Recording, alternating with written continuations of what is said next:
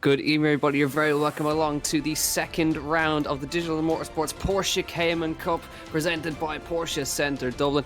A great opening round last week and a brilliant finish, as we always like in the Digital Motorsports Championship. We're here at Donington Park in the UK, in Castle Donington, classic UK circuit. We were here last time and we're back again. My name is Jack and alongside me is Sam Fitzpatrick, and I missed last week, unfortunately, but Sam, there was a brilliant battle at the end between Oscar Mangan and Craig Breen for the winning race too. Hopefully we can get that again today. Absolutely, one of the best battles I've ever seen. It was absolutely superb. Breen, it looked like it was only a matter of time. So he was going to be overtaken. Mangan perhaps was a little bit cautious, and he did regret it afterwards. But Breen did an awesome job, especially for a rally driver when you don't race other drivers in rallying, which is quite remarkable from Breen. So really well done to him last time out. However, Mangan was certainly the man to beat, and so far in this qualifying session as well, he is the man to beat. He was consistently over half a second a lap faster than everyone else. He's really suited this GT4 car very well. Hopefully, we're going to have some good challenges for him for the race win tonight. Yeah, looking good so far for Oscar, and Adrian Campfield sitting nicely in second. Of course, we do have the split in the field as well between the Pro and the Pro-Am. So the Pro are in red and the Pro-Am are in blue. So you have now Jordan Kelly going fastest, Oscar Mangan, then Adrian Campfield, Kondelis, Marchenkovas, Craig Breen is 6th, Rob Moore 7th, Arias Humantis in 8th place, then Ward and Wayne Douglas, Brian McManus, and then Pat Masterson, Andrew Hopley, a couple of guys coming in the last couple of laps there. Oscar Mangan going quickest now. And then Jordan Kelly. Kondelis in the Pro-Am class. He's pole in the Pro-Am class, but is looking really good on pace with the Pro guys, which is quite impressive. And Tom Ingram as well. They'll be very familiar with the circuit from BTCC, of course. So we'll see if his experience manages to come back to help him here. Yeah, it was a typical Ingram race where every time we've seen Tom Ingram out in this series, he always starts way further down the order and then gets his way up to the front and then has something wrong near the end of the race. There is a podium though in Ingram. I would not be surprised if he gets a podium at all today, but he needs a good qualifying and he's currently in 18th place, which will be a little bit disappointing for him. Here is on board with Peter McCann. Trying to improve on this time at the moment. 10-minute qualifying session this, but they only get 3 laps that they can set, and once that 10 minutes runs out, then you're not allowed to complete your final lap. Malone now moves up into 7th place, and that is second out of the amateur drivers, so that is a strong lap being put in by him as McCann has a little bit of a slide, but fantastic sweepers around this part of the circuit. Not easy to overtake, but a lot of fun to drive. Yeah, actually, you can see how much he's working to keep it in a straight line. Peter here, just coming up to the back of the circuit now. Very easy to run wide out onto that curve on the outside line, then back up the hill here. We're for a tricky blind right-hander. We're using the GP layout, so we are using the back of the circuit with the chicane and the hairpin. So prime overtaking opportunity down here. Very high speed chicane down here. You can see the speeds are getting up to on the right-hand side there. 200 Ks, up to 210, up to 220, just as they get on the brakes.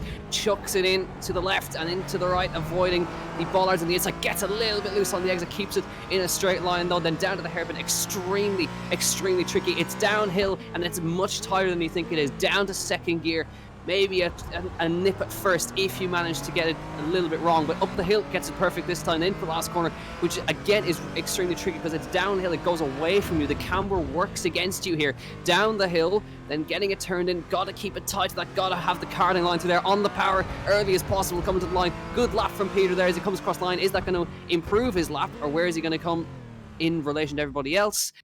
It doesn't look like it was an improvement for him, but nonetheless, I think it gives you a good idea of the challenges of this circuit because there's plenty of camber working against you here, Sam. Yeah, that part of the corner is so tricky. Just to pick the turn-in point, certainly if the driver's done enough practice, I'm sure they will be able to drive this circuit with their eyes closed. But certainly initially it is really difficult as Barry Barrable, who I believe is a new driver to the series, and we believe he might be the father of Rob Barrable, but we're not certain on that. But we think they are related at least some way. Barry Barrable, though, having a spin. We've also got Wayne Douglas out on circuit and Tony Stack. However, they have both completed their 3 laps as the checker flag is out. And that is going to be the end of qualifying, and we will very soon go through your race 1 grid.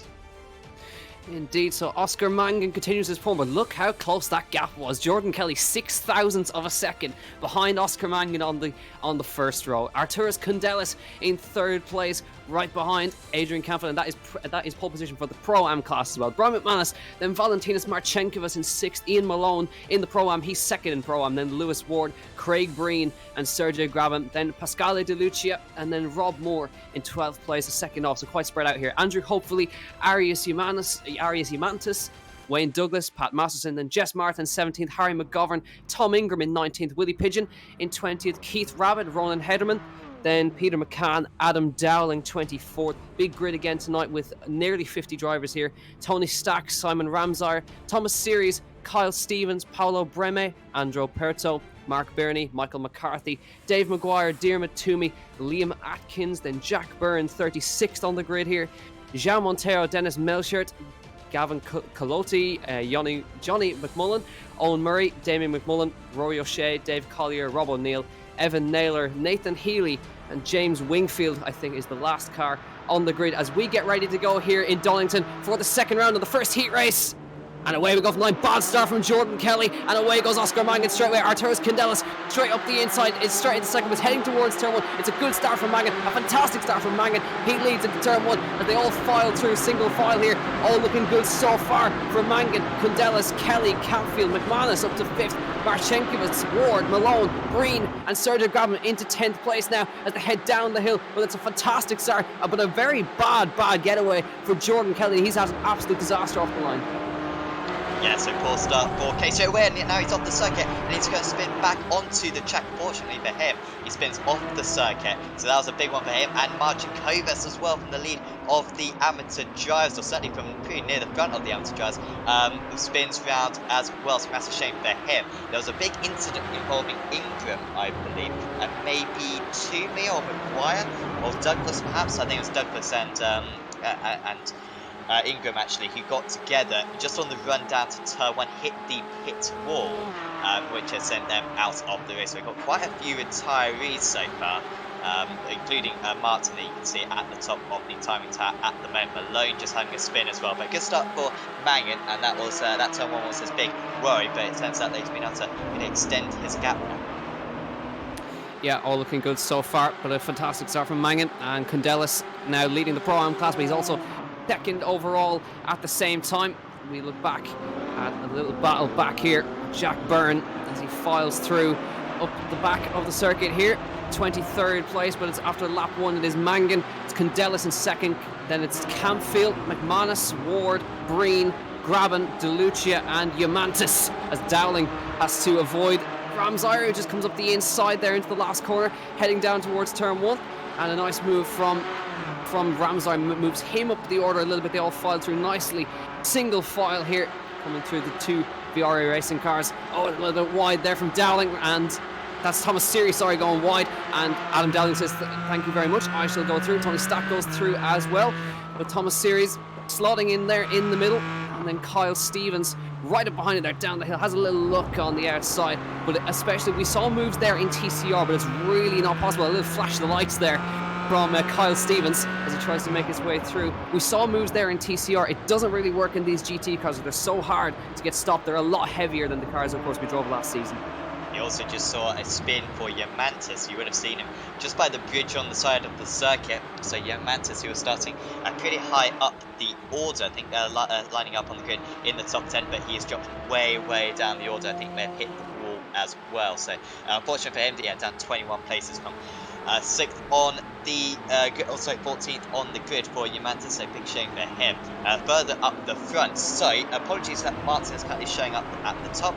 That should fix us up pretty soon. But we've got Mangan leading the way. Then it's Kundelis. Campfield, though, is hounding him right now. This is all the battle for second place. Kundelis really outperforming his amateur status. However, a poor exit from the final corner as we move on to lap 3 out of 12. The pink car should be able to move ahead of Adrian Campfield. Can he get the car stopped going into turn 1? Kind of swoop his way around the outside. There's nearly contact between the two of them, and I think they're going to still be side by side down the hill. And now it should be Kundelis with the advantage with the line. However, Campfield just about spurs his car ahead, and he moves up into second place. But that was hard earned. Yeah, really nice move from Adrian Campbell there. It's brought Brian McManus right into this now as we've got light on board with him now as they head up the hill. He's now going to try and get past Candelas here. He's got a little space on the inside. I can't quite find a little bit of space. He's got to watch out for Ward, who's right behind him as well. Oscar Mangan has checked out now. He's 4.4 seconds ahead of these guys because they're battling so hard. But it's Campfield.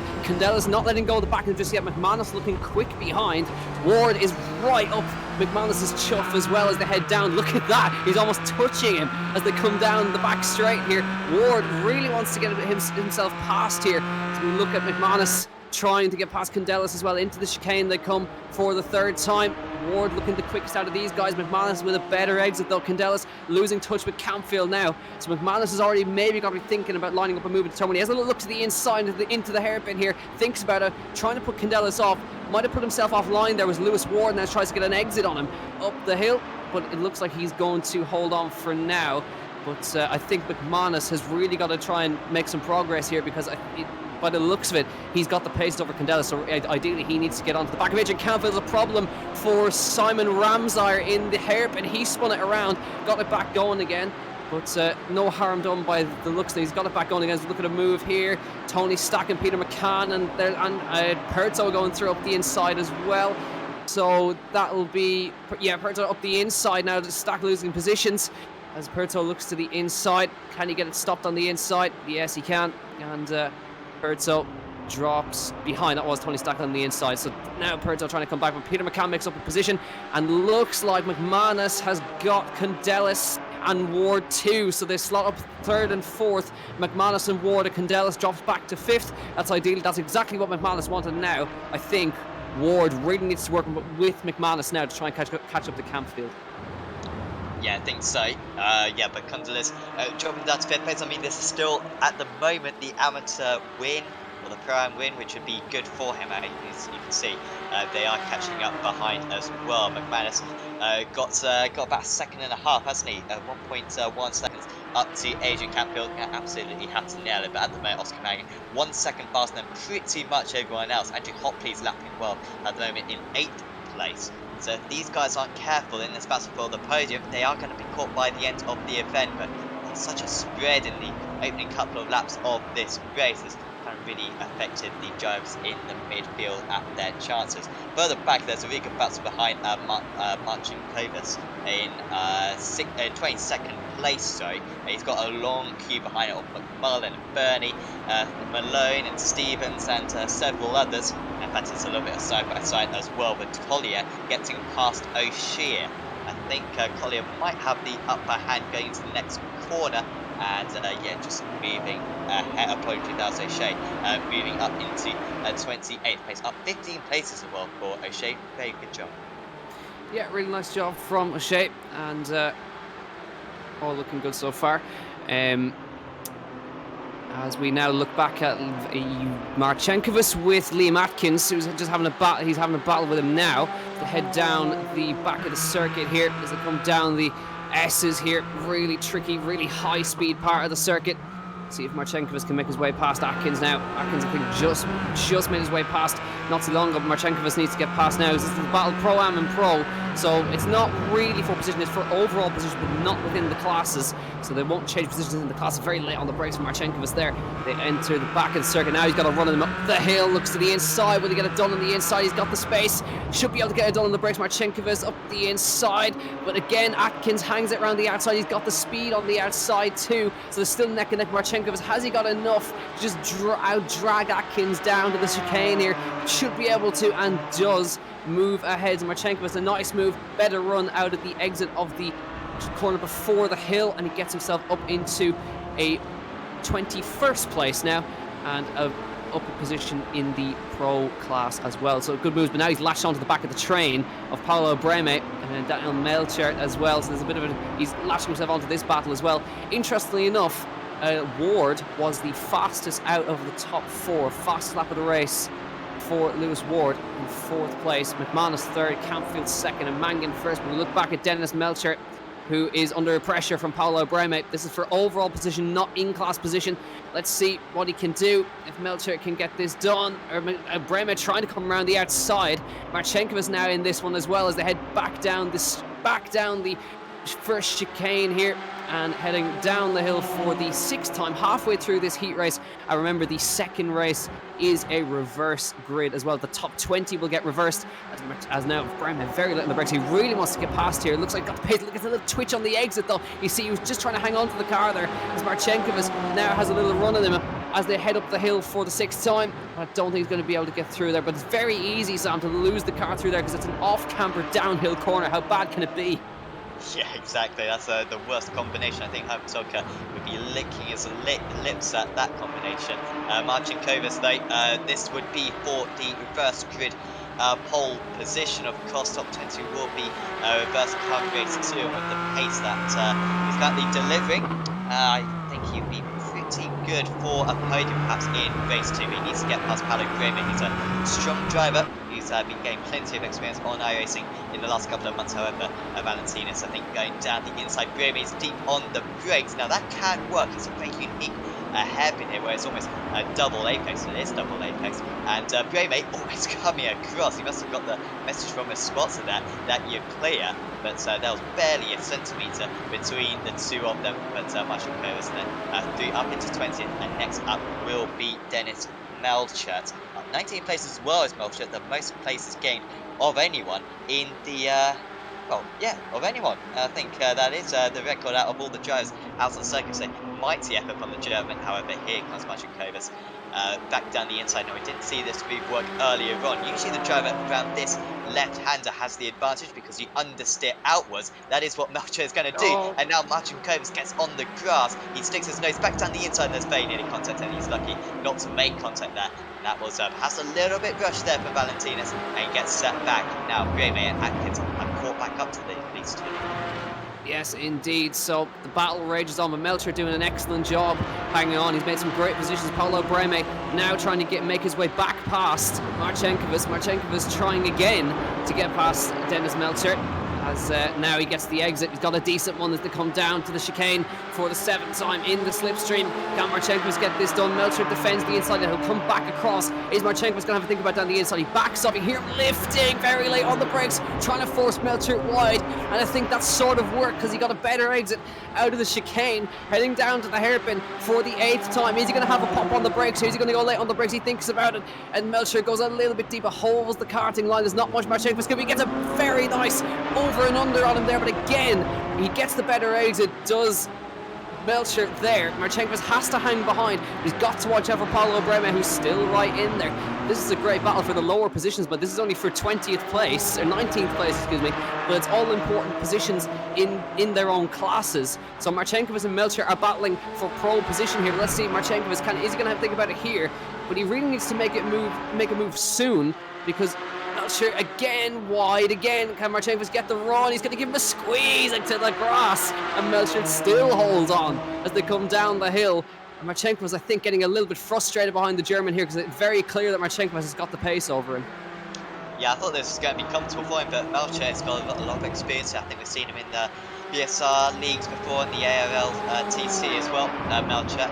And he's using all that experience in the Kia, of course, mainly was all of that. As they've gotten off just behind them. Who was that? Was that Malone or Kelly? I'm not quite sure. Maybe it was a back marker, not quite sure. It seems like it was back marker because, yeah, they are still in 19th and 20th places. But I think Marchenkovic will get this eventually, but he's only got 4 more laps to go after this one. He has been held behind for 1.5 laps so far. He goes for the same move into the chicane, and the third one does just pop his car ahead, but it's a slow exit for him. And now I fear for Melchert because he's got Breme. He's going to try to come back into the hairpin. Breme getting his nose ahead, and he's pretty strong on the brakes here, is Breme. But he hasn't got the pace on the outside power length, similar to what we saw against Marchenkovic earlier on. And now these two will battle hard for that reverse grip pole. Such a lot on the stake. You want to be starting for the final race in first place rather than playing first place. Yeah, now that's brought Liam Atkins into this one as well, as he's caught up to these guys in the midst of that battle. There is Liam Atkins. He lost positions earlier to Marchenkovic, but now since Marchenkovic has been caught up in this battle, Atkins has caught them again. So now we look as he heads through turn 1. Breme looking for a move. Melchert gets a twitch, does Atkins, and falls back now. And now Breme, right, he almost gets into the back of Melchert there as they're heading down the hill for the 9th time. Breme looking for his move. He needs to make a move because he's got the same pace, I think, as Marchenkovic. Goes a little bit wide through there now, trying to get it slowed down for the bottom of the hill, past the old bridge on the left-hand side, heading up the hill.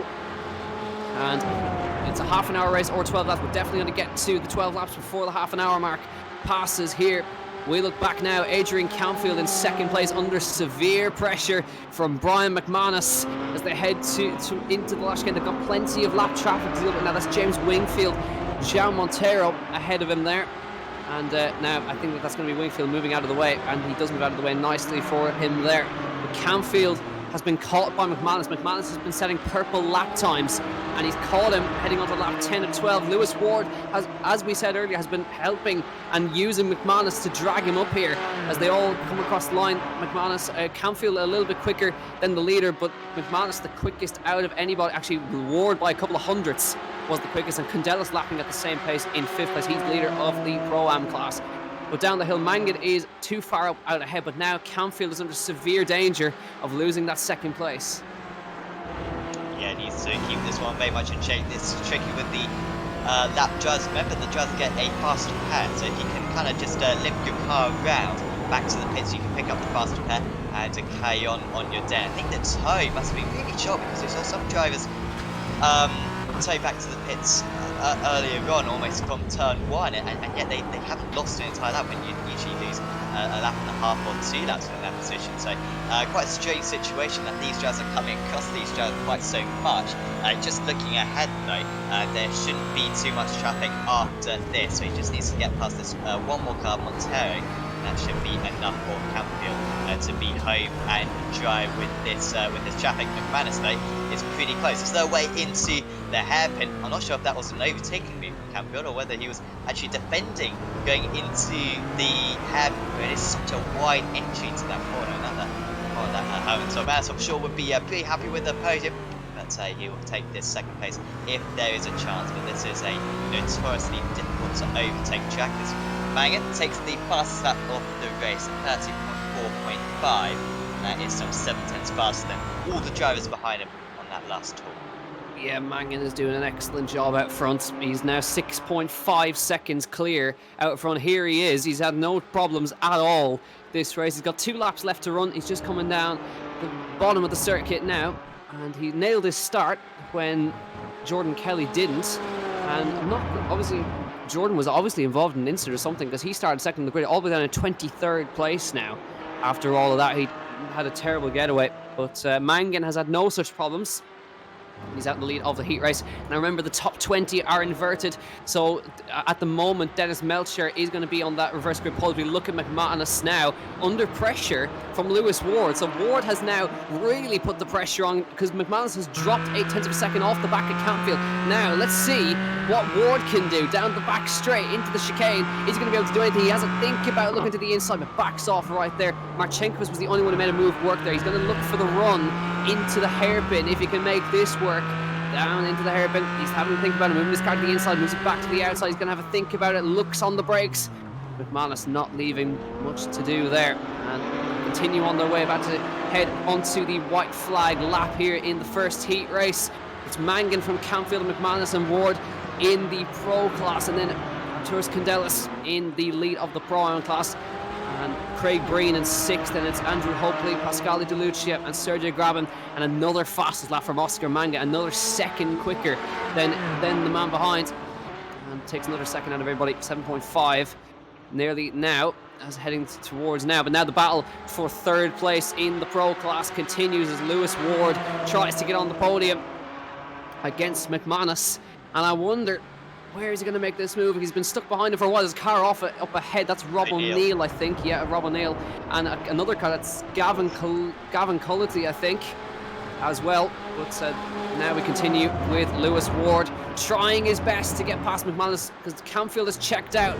McManus now starting to struggle a little bit. As up the hill they come for the last time in the heat race. Who is going to get this one? Is Ward going to nip onto that podium? It's all important points, no matter what. So down the back straight for the final time in this heat race. Campfield 1.5 ahead. Ward 0.2 of a second off the back of Brian McManus. Down the back straight for the last time. Out front, no troubles whatsoever for Oscar Mangan as coming through the chicane. Now Ward, it's his last opportunity into the hairpin. He's got a good run. McManus has got to defend now. If he wants to hold on to this third place, he's going to move to the inside, moves to the middle. Is Ward going to have a pop? He thinks about it, but McManus is later on the brakes, goes deep, holds the cars line. Great defense from Brian McManus right there.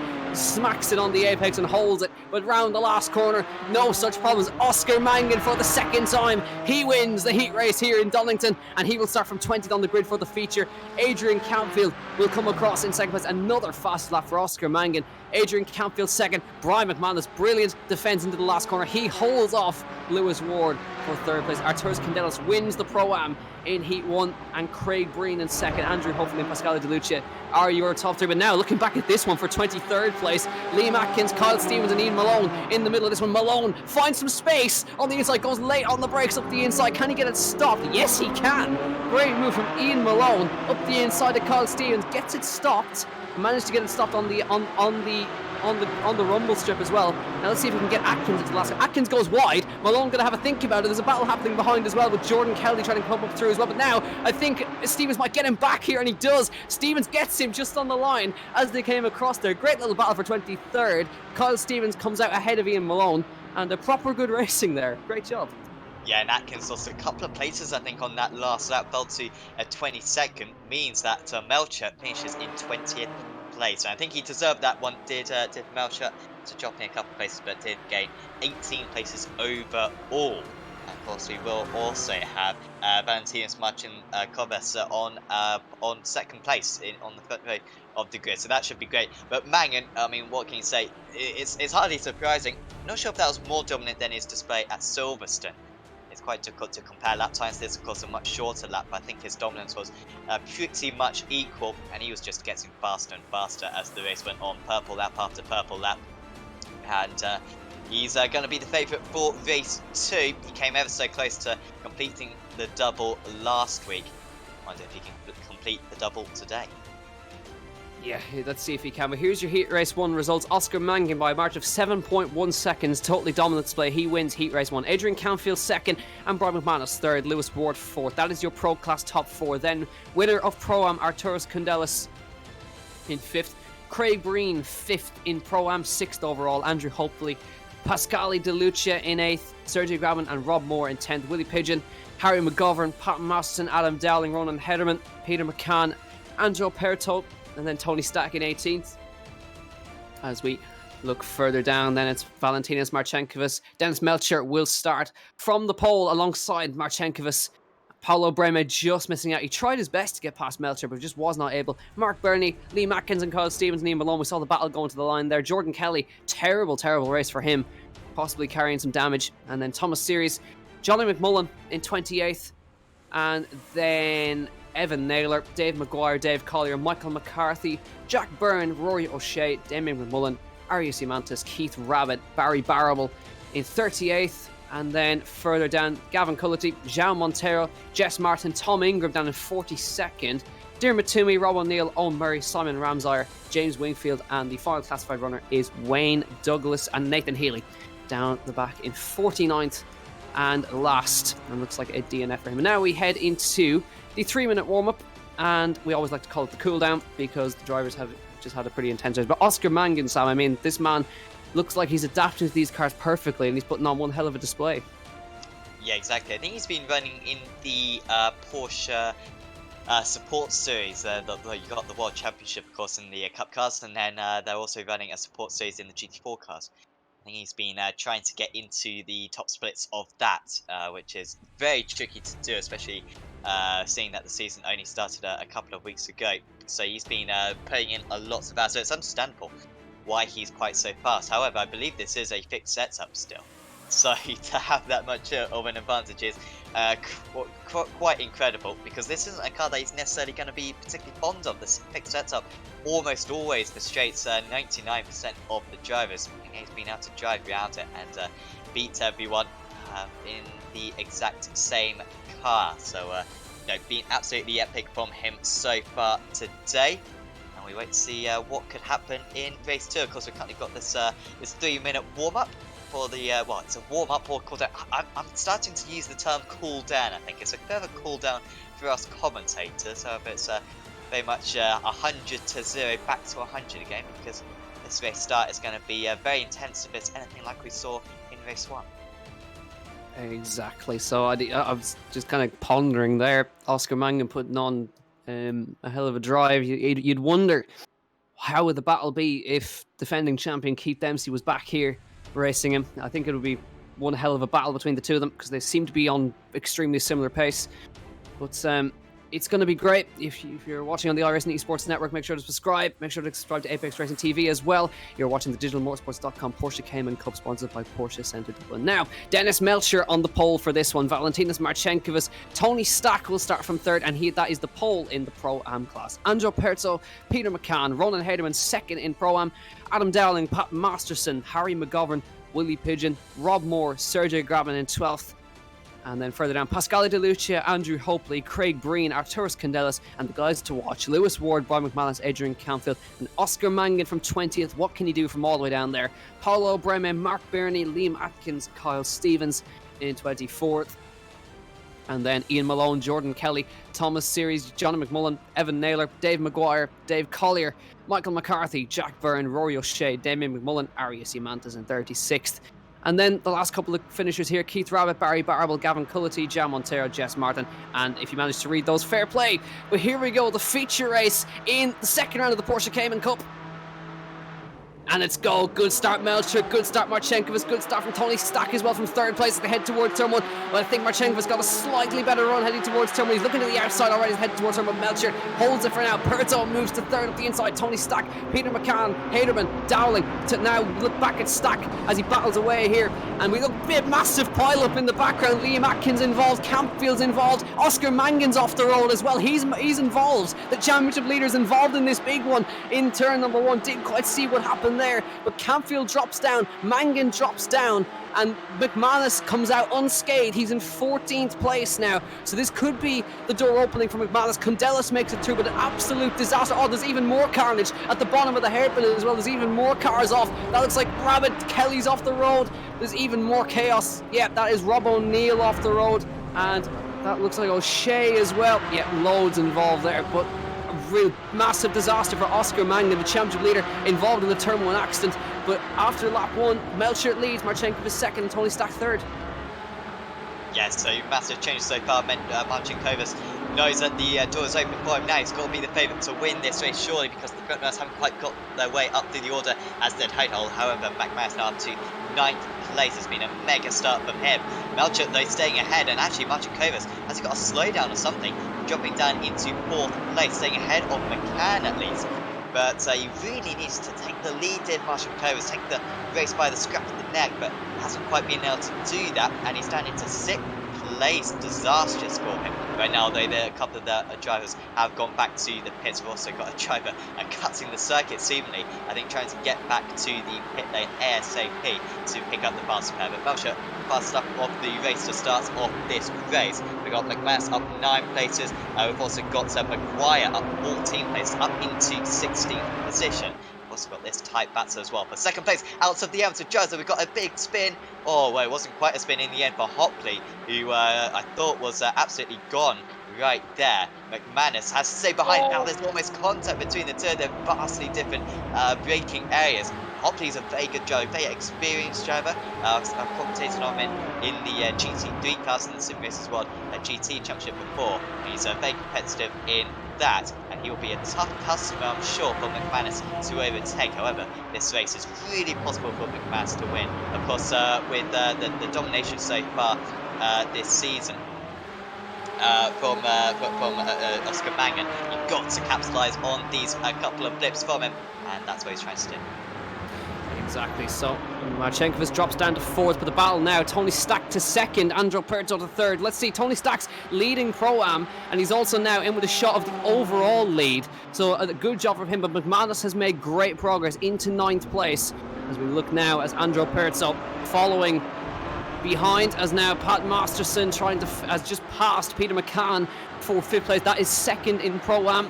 Good job there, and a little move. Marchenkovic has a little look on Perzo as they head through the last corner. Is he going to get the drive? Yes, he does. Marchenkovic into third, but second in the pro class, and he's back on form now. But looks for Dennis Melcher still holds on to the lead here. Tony Stack, fast lap of the race. Let's see who's going to get it. Condelis gets it this time with the fast lap in 7th place and 3rd in the Pro-Am class.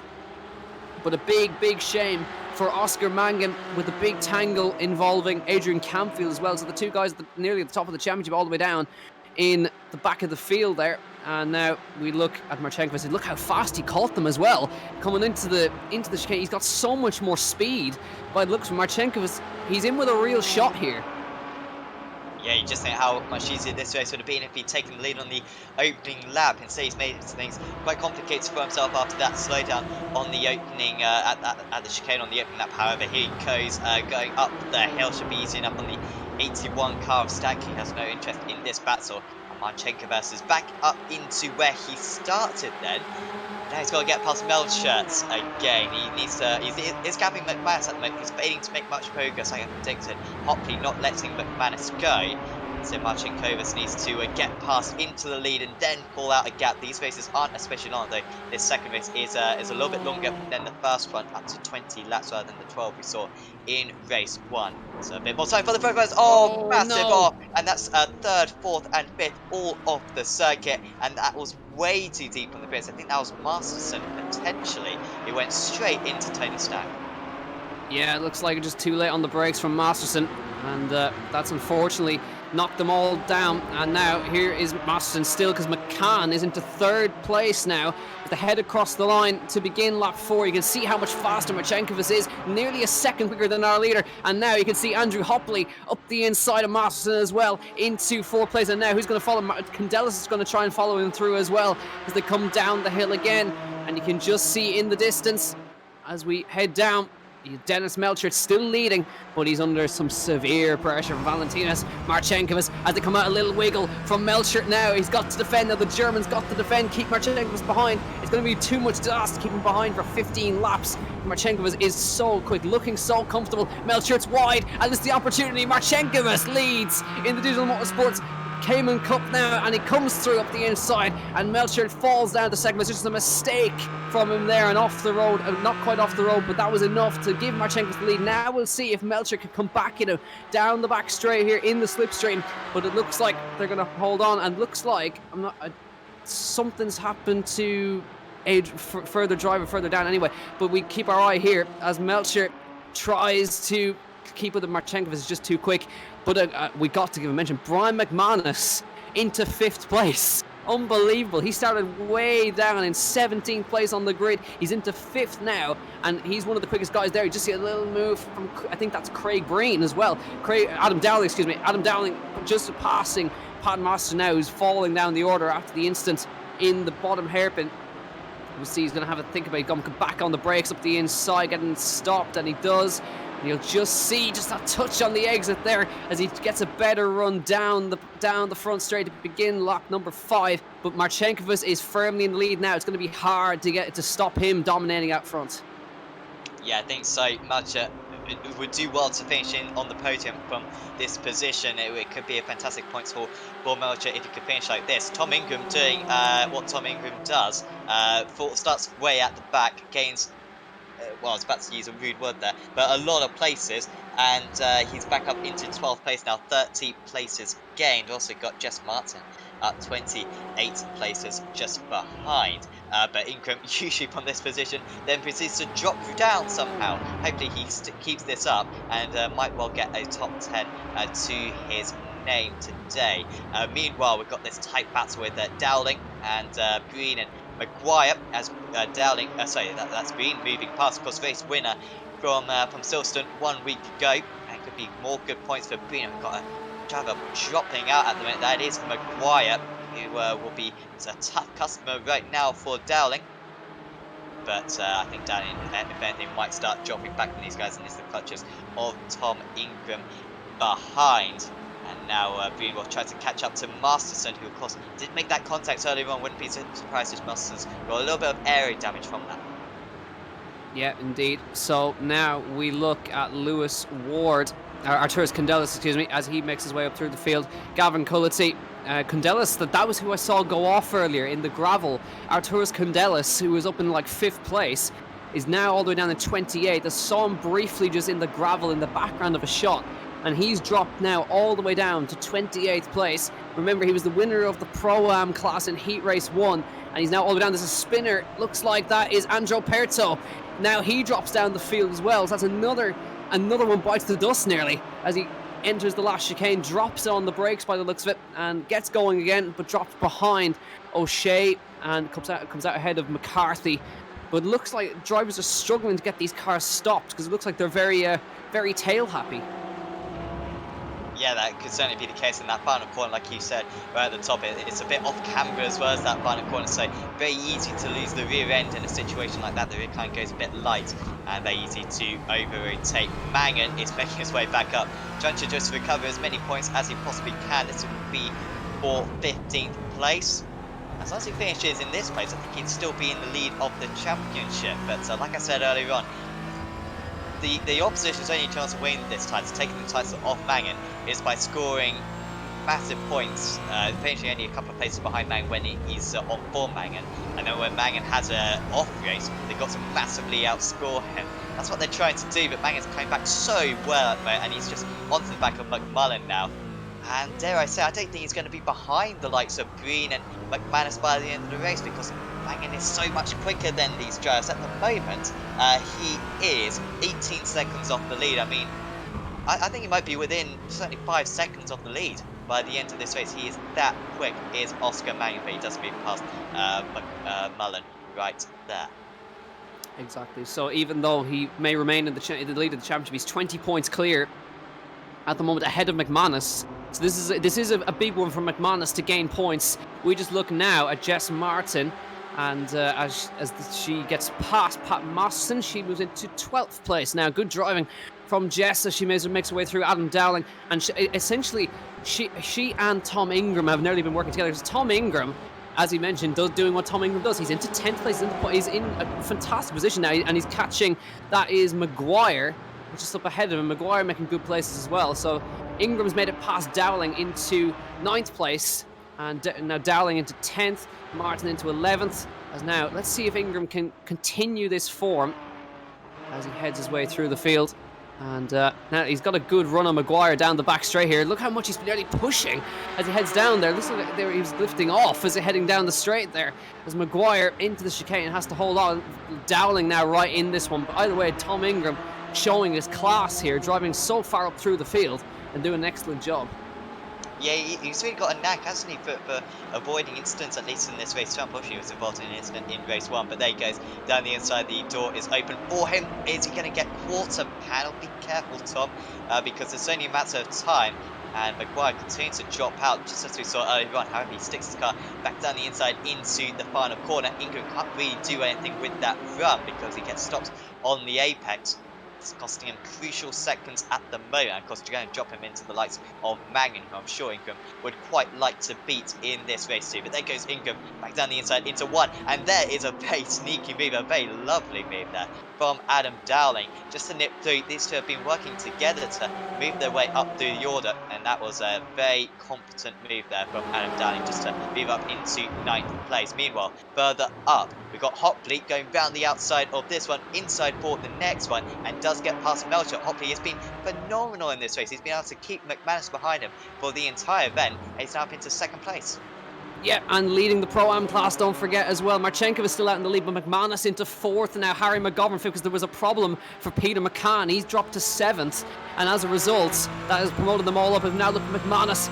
Can he get past Melcher? Melcher is now having a think about a move on Hopley. Goes late on the brakes. There's almost contact. Hopley leaves the space. McManus trying to get an exit, but he hops over the curb. Not quite going to be able to get it there. But there's crucial points for McManus, trying to gain points on Oscar Mangan, who's just in 11th now. So he's made good progress. Oscar Mangan, a fantastic recovery drive at the moment. If you can get inside the top 10, that'd be great. Great exit. McManus up the hill now to the outside line of the last corner. It's so tricky to go around the outside here. McManus is going to have a go nonetheless. Goes late on the brakes, leaves the space, but again, Melcher has the inside line, has the karting line, not much he can do, but Hopley now has the space, leads Pro-Am, Sergey Graben in second in Pro-Am, and Jess Martin has drove through, and she's on the provisional podium for the Pro-Am class. Now McManus, is he going to have a go? Yes, he does, on the brakes, late on the brakes in turn one, but Melcher has the outside line, but McManus needs the run now. He needs to do essentially what Hopley did a lap ago, and go around the outside and have the inside line for the bottom of the hill. We've seen this done in TCR. McManus has got the line, but again, Melcher with the inside line. It's so hard to hang it around the outside there.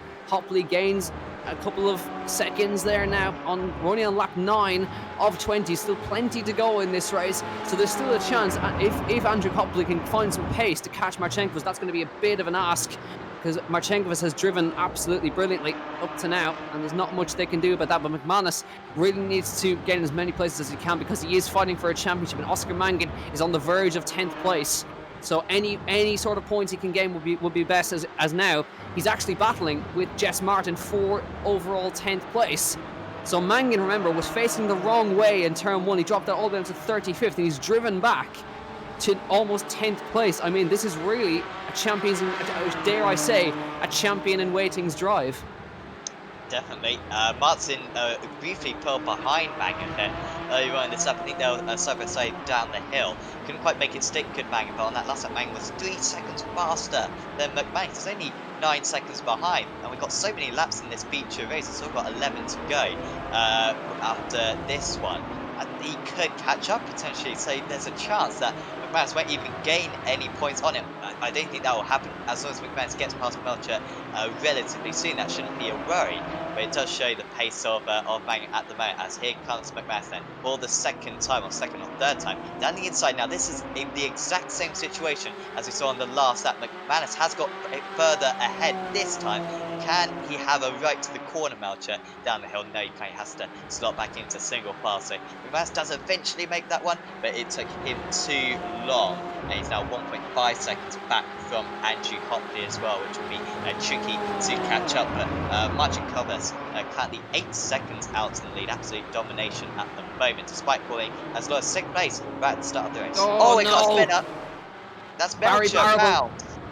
Yeah, Barry Barable into, unfortunately, Dennis Melcher, and they've now become attached to each other. Unfortunately, Barable lost it, and Melcher ended up into him, and now he's got Barry Barable attached to him, heading down the straight. It's like Harry Potter. Oh, wow. Unbelievable. Oh, good avoiding action from Jack Byrne as well to get round it as well. But wow, Dennis Melcher, so unfortunate. He was on course for a podium, but unfortunately Barry Barable spun in front of him, and they became attached. That's the first time I've seen it in a league race. But there you go. Barable straight into it, and he gets a collect from behind, and then they became one entity. Yep. Don't question it, guys. That's what would happen in real life. Exactly. Oh, fantastic that this is on the esports network as well. Really showing off the great damage model. No, I saw this in a Formula 3 race as well, but they'll properly merge within each other in the Formula 3 race. So I guess it's something to do with this knee damage model. We'll try to come out. So that could be edited out. Yeah, but now Melcher under pressure. That looks like that is McMullen, actually. Yeah, the second McMullen. Trying to come around the outside, Melcher back up the inside. So it's so unfortunate for Melcher, though. He's on course for a podium nonetheless. But unfortunately, just no fault of his own, gets caught up in that one. But Marchenkovas still leads. Andrew Hopley in second. McManus now on the podium, by the way. And then it's Graben, McCann, and just as I was about to say McGovern, Tom Ingram into 6th. How about that from Tom Ingram? Great drive so far. And I think he's just made his way past Harry McGovern as he comes through, and yeah, he has indeed. So McGovern and then Mangin in 8th. So Oscar Mangin is right on the back of these guys as well. He's only a second off of Ingram and right on the back of McGovern. So this is fantastic. I think you were right. It could nearly be a top 5 for Oscar Mangin if he keeps going the way he's going. Yeah. Oh, it's a little bit of a side there for Mangan. He is now, he's 21 seconds behind the race here, so he's still losing time to Marchenkovas because obviously he's having to make his way up through the traffic. Defensive there for Mangan. It was fortunate that the back marker didn't get too involved. We've also got a spinner just behind. That's Melcher. No, it wasn't Melcher, apologies. It was someone else who spun. I think it was a back marker. James Wingfield, I think. Yeah, I also saw much simultaneously losing positions, hence my incorrect call. But he's down into 16th place now. Is Dennis Hutter running in the lead for the first portion of the race? But yeah, I want to see Ingram versus Mangan. To be honest, those two look very quick. Two of the quickest drivers out on circuit, and surely there's got to be a little bit of pride for Tom Ingram. He's a very humble guy. Whenever we chat to him in the interviews, you wouldn't expect it. He's a very successful professional driver. But I imagine he'd quite like to keep these pesky sim races behind him, as that's a big incident behind that was McGovern and Dowling, and I think that Oh, was McGovern spinning into the path of Dowling, and they both lost out. yeah, McGovern trying to just carefully make his way back on track. Let's see. Oh, yeah, that was a little hit in the rear. It was actually a double impact for the car of Adam Dowling. Got into the back of McGovern, and then McGovern lost it, and then he got T-boned again by Dowling. So double trouble for Harry McGovern. A little unfortunate for him. Don't think that was particularly his fault, but he gets going again. And no big harm done. He's able to get the car going again, and he drops behind Arturus Candelas. But we saw just there Tom Ingram catching Peter McCann for 5th. And don't forget, this is actually for a 3rd place in the Pro class. So he's on course for a podium in the Pro class, is Tom Ingram, from nearly the back of the grid. So it's just a fabulous display from the BTCC guy. And let's see if he can try and make his way past Peter McCann. And but Marchenkov is still clearly out front. He's got no troubles whatsoever from behind. He's doing a fantastic job. Ramsay and McMullen are off the circuit. I think we also saw an issue for Dowling. So I think they've all come together down the hill at the penultimate corner. So dropping down the order. Also got, well, there is Ramsay. And surprisingly not a whole lot of damage on that car. So he'll be able to continue on in this race. But yeah, something happened between those lots. Because also got this bar. Stack moving back up into 14th. Remember, he was 2nd place at one point. Hasn't got a rear wing though. Surprisingly, that will probably affect his straight line speed rather than his cornering speed. I'm not quite sure how the new time model factors that in. So probably needs to do some testing on that. DeLucia though, catching up. This is 4th place, 5th place out of the amateur drivers as Yamantis almost comes past him. Yamantis has had a very frustrating day today after being so strong at Silverstone and getting a top 5 on that occasion. Had a spin in race 1 which is setting back, and now Yamantis gets overtaken by Kundaliz as well, so drops a place as Mangan also moves up into 6th place, but this is going to get tasty for 14th. DeLucia now with a good run on Tony Stack up the inside, late on the brakes, and DeLucia's got that done. Can Candelas follow him through around the outside? Yes, he can. Can Yamantas even get him too?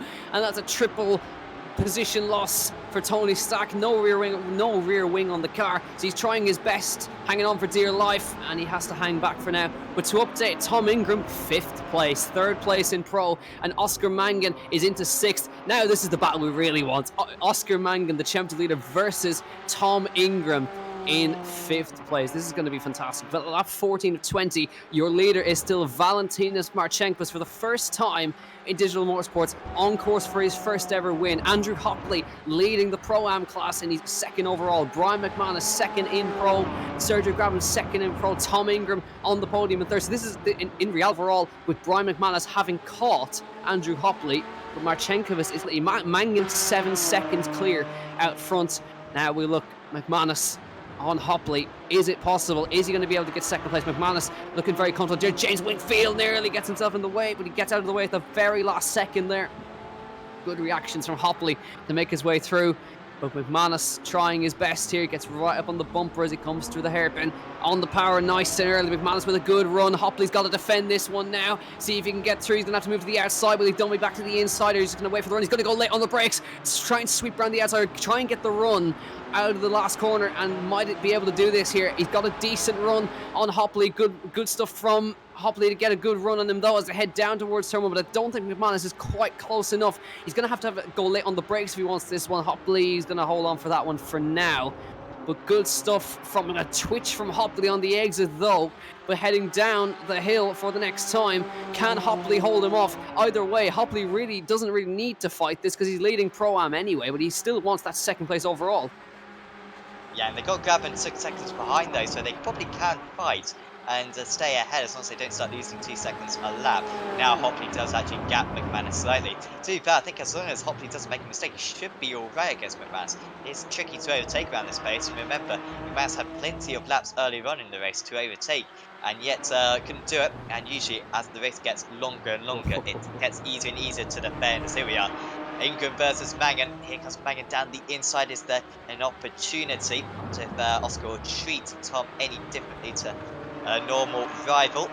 Here he comes out of the corner. Down the back straight. Is there much defence put up by Ingram? Just nipping down the inside there is Mangan. He's got the inside into the chicane. This should be enough for him. Ingram doesn't put up much of a fight. Now tries to come back but gets stopped on the apex. And well, that was a little bit short-lived. Mangan does move up though into 5th place overall. 5th place overall and back on the podium for Oscar Mangan. So minimising the points loss to Brian McManus. And it'll be interesting to see if he can actually catch McManus because he's still battling with Hopley. But he's 10 seconds back from this battle, so he's going to be maybe a little bit too much of an ask unless he does have an instant. McManus is really struggling here to get past Hopley. He's putting up a great defensive drive, and they're losing a second a lap to Marchenkovic up ahead. So good stuff from them. And now Sergey Graben hanging on in there in 4th place.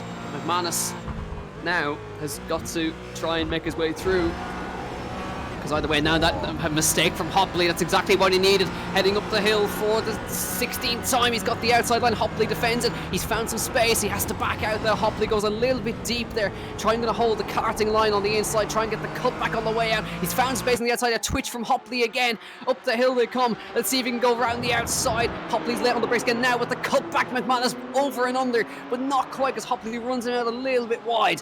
And Hopley just about holds on once again. But can McManus do it again down into the chicane? I don't think he's quite close enough. He's going to try and get in the slipstream and go late on the brakes again. But no, Hopley defends it for all his life. And coming through the chicane, he's just done enough once again. And he holds off another massive attack from Brian McManus. Yeah, that was superb from Hopley there. He was really aggressive going into the right-hander at the top of the hill. Went in very deep on the brakes, very much, I will do everything to stay ahead of you, which kind of shows his attitude right now. He's desperate for the second place, even though he would keep the Pro-Am win. Oh, he gets a tap there from McManus. They're not losing much time to Graben though. Graben's only catching by maybe half a second to a second a lap, which isn't nearly enough with only 4 laps remaining in this race. So he should be, these two should be alright. And McManus just wants that second place. I'm not quite sure how the points work in this. Is it completely divided by the classes, or do you still get points for, say, 1st, 2nd, 3rd, 4th overall, or do you get points for 1st, 2nd, 3rd in your class? I believe the points are put together in the same championship, but there is obviously the overall championship and the Pro and the Pro-Am championship, so they'll be totally separate, but still there is a battle for overall championship, so that's probably what he's thinking about here. Now, just to kind of update as well, in that lap alone, Oscar Mangan took 3 seconds out of these guys. He's flying in 5th place. And now he's in with a shot of catching Sergey Graben. He's about 2 seconds behind Graben at the moment. See, the gap was 10 seconds last lap. It's now down to about 7. Here is Sergey, always thereabouts. Sergey. There's the gap loss. You can see how massive loss. 1.6 seconds on that lap alone, as Mangan was he's the only guy still in the 34s. Lapping in the 34s as we're about to head into lap number 18 of 20. So there is still an outside chance of Oscar Mangan grabbing 4th overall, and depending on how the battle between Hopley and McManus goes, he still could potentially grab a 2nd, but we know the win is absolutely out of the question because the man who's dominated for the entire thing is Marchenkovic. But now, spinner up ahead, that is Murray. And now McManus still stuck behind Andrew Hopley, who's defending brilliantly in this battle for the overall championship. Heading into turn 1. Does Hopley go wide? No, he doesn't. No mistakes. McManus with the exit. You can see the lap times. Look, 134.6 for Oscar Mangan versus a 136.1 for Graben. So the gap now is down to about 1.4, nearly 1 second between Graben and Mangan. So there's a real chance of Mangan getting a 4th place here, but a big understeer from McManus there. And I actually don't know if he's going to be able to get past Hopley here. No, well, it's running out. Certainly, the chances are on Hopley to keep this position. By the way, issue for Adrian Campfield in the last few minutes. He's back down into 20th place, remarkably down 1 place after finishing in 2nd in race 1. So not going to score many points today is Campfield. But no, it's looking very good right now for Hopley, the British driver. And Mangan's onto the back of Graben. Dare I say this should be easy? I wouldn't usually say that. You know, driver catching up with a couple of laps to go. But Mangan's been ever so quick, particularly in recent laps. He just seems to get faster and faster as the race goes on. There's absolutely no drop off from Mangan whatsoever. He's consistently lapping in the 30 spots the last lap. I believe it was his fastest lap, however. He did pick up a 1x during it, so it won't be put down as a purple lap. Graben already going a bit defensive. He was defending fresh air into the penultimate corner. And he's once again defending, but probably rightly so, into the final corner. So they're about to start their 19th lap of this race. And Graben holds on the first attack, and well, he should be safe for the next half lap or so. This has got to be a perfect final few miles for him, though, to keep this position. Yeah, lap 19 of 20 in the 2nd round of the Digital Motorsports Porsche Cayman Cup. And Oscar Mangan, he's on the podium in Pro anyway, but for the overall standings, he wants to try and get past Sergio Graben here. Sergio is not an easy man to pass. They've got a lapped car of Evan Naylor to deal with, and he does get past there easily enough into the bottom, into the old hairpin, heading on the way out. Mangan now has another opportunity, but he's running out of here. He is running out of opportunities. Now right on the bumper of Sergey up the hill. Sergey defends the inside as he's entitled to do, but now Mangan with so much overspeed, but good defense from Sergey. But now he's found the line on the outside and gets the overspeed. Lovely stuff from Oscar Mangan, but Sergey still sticks his nose in there, gets back up the inside, but does Mangan have the run on the outside? I don't quite think he's got enough to get ahead of Sergey, but he will have the inside line for the chicane. Good defensive driving from Sergey so far. Now into the chicane. Is Mangan going to go late on the brakes? Sergey's going to leave him the room. Mangan goes deep and holds on. Lovely stuff from Oscar Mangan into 4th overall. Remember, he was in the gravel trap on lap 1, back down in 30th place and driven back to 4th. And I don't think he's going to be able to quite catch up to McManus because they're heading on to the final lap in this feature race. And a man who's had absolutely no problems out front is Valentinas Marchenkovas. An unlikely leader, I must say, but he's done a fantastic job so far, and he's on course for that all-important first ever win in the championship. Yeah, it's been awesome from Marchenkovas. Also, that move from Mang, absolutely superb. Smart driving as well from Mang, because we saw Graben go for a bit of an over-optimistic move once again up the hill. But Mang was smart enough. He left a little bit of room. He knew that there's no point in making contact, no point in being stubborn. Just gave a little bit of room, and he made the mistake anyway. So looking very good for him. Hopley now, he's just ahead of McManus. We might have to go back to this, because here comes McManus. He wasn't quite close enough, but there was half a tenth of a second between them, so they were marginally alongside for a moment. Hopley, does he go defensive here? He's left the door open, and McManus is going to try to take advantage of that. Hopley cuts the line off slightly, and now he will go all defensive into these 3 remaining corners of this 20-lap race. McManus is so close for this 2nd place. He looks to the outside. Hopley defends it. McManus very late on the brakes, not able to quite do it though. As they head through the last chicane, there's one more opportunity for McManus, but he's not close enough, I don't think, to try this. He's too far back. Hopley's going to hold on, but out in the lead on lap number 20 for the first time in the Digital Motorsports Championship through the last corner. It's always an emotional time, but coming across the line, Valentinas Marchenkovas for the very first time in Digital Motorsports wins in the Porsche Cayman Cup.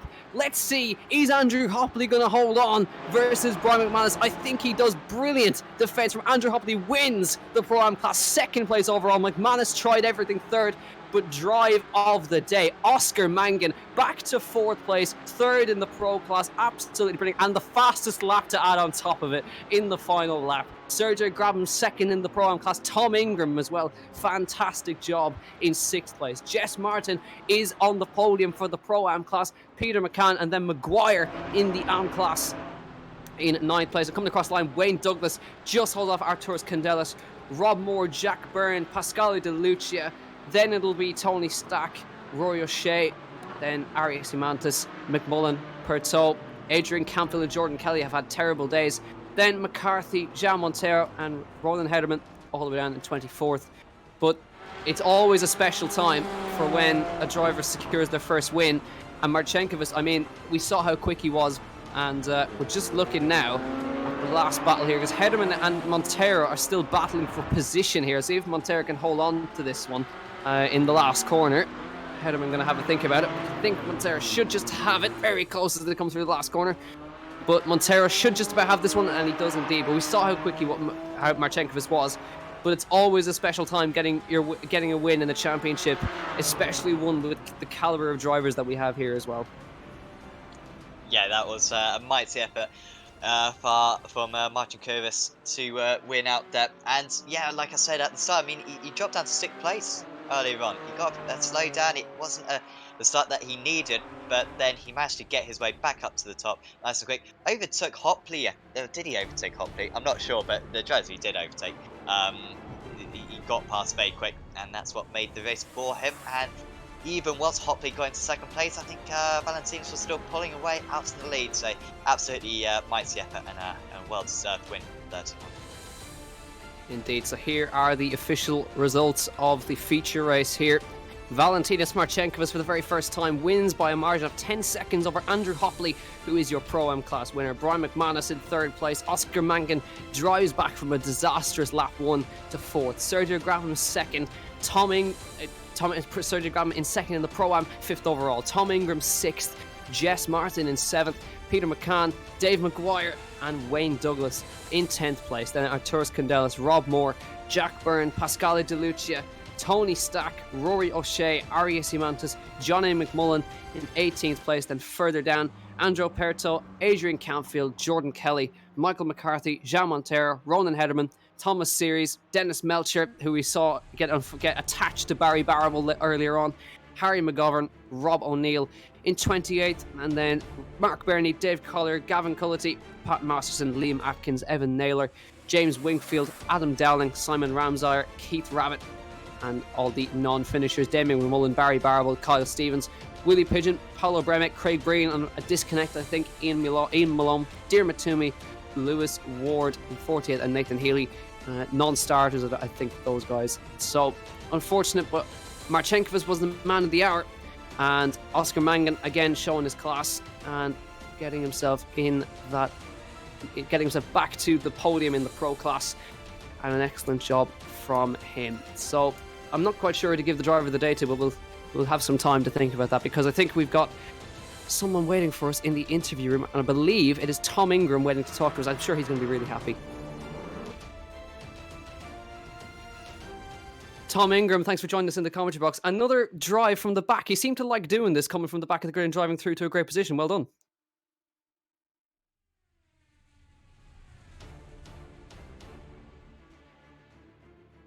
Again, no one really wants to talk to us by the looks of it. We're absolutely horrible people, aren't we? Clearly. This has happened so many times. You've no idea. So we'll see if we can grab anybody else. I don't think anybody else is waiting for us. So I would say that. I mean, any drivers who are watching back the stream, I'm sure you all are, because I'm sure you love the sound of our voices. And you know, even if you do finish a little bit further down, have a chat with us. Maybe you won't always get a chat with us, because we might have an influx of drivers who maybe finish a little bit above you. But the majority of the time, we will be able to have a chat with you. And it's really nice to, you know, have a talk with all the drivers, and it allows us to get to know you a little bit better. So certainly do that, and for the future rounds of the championship. Yep. We'll have a check again, and just to confirm, I just had a quick. There is no points split in the classes. So it isn't an overall championship. So we'll try Tom Ingram again. Let's have a go. Tom Ingram, have you got us? I've got you. I've realised I've changed how I work it. I have to put it on a button now, so I'd confuse myself. No worries. But yeah, fantastic drive. You seem to like doing this, starting from the back and driving your way through. So good results, and 4th place in the pro class. Yeah, really pleased actually. I mean, 42nd through to 6th. Like I say, it's a great result. But if we had a half a chance at a good first one result, I'd stand a chance at maybe getting an even better second. But yeah, huge amounts of fun. Great fun coming back through the pack. But like you said, a bit frustrating that we had to do it from so far back. Yeah, by the looks of it as well, there was plenty of chaos on lap 1. So how was it trying to side your way through all that? No, there was no chaos. That was me doing all of those overtakes. It was first again. I've been watching the replay back. Yeah, we lost about 10, 15 cars on the first lap, so that definitely made my life easier. But once I started to get through, it was quite nice to start racing again and be actually able to think about getting some moves made and going in deep and squaring them back and setting a dummy up and things like that, which is huge amounts of fun. Yeah, and obviously these cars are obviously very different to the TCR Championship. So how has it been adapting to a GT style car? Hugely different actually. I'm very, very surprised. The TCR car took me quite a long time to get my head around how to drive it as well, so that took a little bit of learning. So I just about learned how to drive those, and now I've been thrown into these trying to work out how these work. So the thing you notice a lot is with them being a lot heavier, you get a real moment of inertia. So you'll see a lot of us having really bizarre spins in really obscure places. Like as we come out of Coppets, the car's loose as anything through there, and at the top sort of Hollywood before we get to the Craners. So there's bits that catch you out. So you've got to be on it all the time. You've really got to have your senses about you, because if you don't, the second you lose concentration, you're having an off. They're tricky little things. Interesting analysis there. We saw plenty of guys losing it at the last hairpin. But yeah, I'll pass you on to Sam now, see if he's got anything for you. Yeah, I was just wondering, Tom. I mean, how do you find it kind of learning these circuits that you got plenty of real world experience on? Do you find these circuits a lot easier on sim racing compared to the ones that perhaps you haven't visited in real life before? You know what? It's really, really good coming to a circuit that I actually know, because first I've got no excuses to say, well, I didn't know the circuit. A bit of an upper hand when it comes to that. And you know what? The racing is the racing. It's the same no matter if I'm in British touring cars, if we're in GTs, whatever we're doing, we're on the same circuit that I know. And there's a lot of little tricks you can use when you know it very well, and just position your car and just put your nose in to push people out, to push people in and things like that. So I think having a bit of real world experience definitely helps. Certainly helps when we're starting on East Midlands Airport runway to come through. Absolutely. And then next week we are heading to Brands Hatch, another circuit you know pretty well. Is that one that you particularly enjoy? What are you expecting from that race? Yeah, you know what? I'm looking forward to them all. There's none of them that I'm not looking forward to. So I'm quite lucky in that respect that I like all the UK circuits that we're very lucky to visit. So yeah, again, it's a circuit I've obviously got a lot of real world experience at, so that will help. But at the same time, I've a bit to find. My sort of qualifying pace was miles off what it should have been. I was sort of doing high 35, so I've realistically got another 3/4 of a second that I need to find in my own driving to get the best out of qualifying. And if I can get a good qualifying, naturally that's going to put me in better stead for the first race as well. Definitely. And I mean, for qualifying, I mean, you say that you're lacking quite a bit of time. There's a few kind of nuances on iRacing, like the how to treat the tires on that lap, and a couple of other things that perhaps. Do you feel like you've nailed all those nuances? Do you think you know the cars perfectly now, or do you think it is down to kind of just driving standard at the moment? Why you're lacking a little bit of time? Sam, feel free to let me know how I can go quicker, because I am absolutely scratching my head. I feel like I've nailed the absolute lap of my life to find myself 3/4 of a second off the pace, scratching my head as to where the time is. So, any advice anyone's got, please send it over to me. We've all had that, and usually it's more than 3/4 of a second, to be honest. So you're in the fortunate position, to be honest. Thanks for having a chat with us, Tom. Is there anyone you'd like to thank before we say goodbye? No, big thanks to you guys. You do a fantastic job. I always go back and watch the coverage back, and you always do a fantastic job. So big thank you to all you guys that are putting the hard work in. Of course, the NAL for organising such a fantastic event, and for everyone that's on my social media supporting me. A big thanks to all of those. And I've got to say a big shout out to my mum and dad who watch this religiously. It's their weekly entertainment, and they'll be huddled around the iPad currently watching this. So big shout out to them. Also, I feel like we could almost hear them screaming as you were making all those overtakes. So congratulations, and hope to see you next week. Brilliant. Thanks so much, guys. Have a good night. See you later. What a lovely guy Tom Ingram is, hey? It really is. Very down to earth. Yeah, but I think and out of all the drivers, he was the only one who came to talk to us. How about that?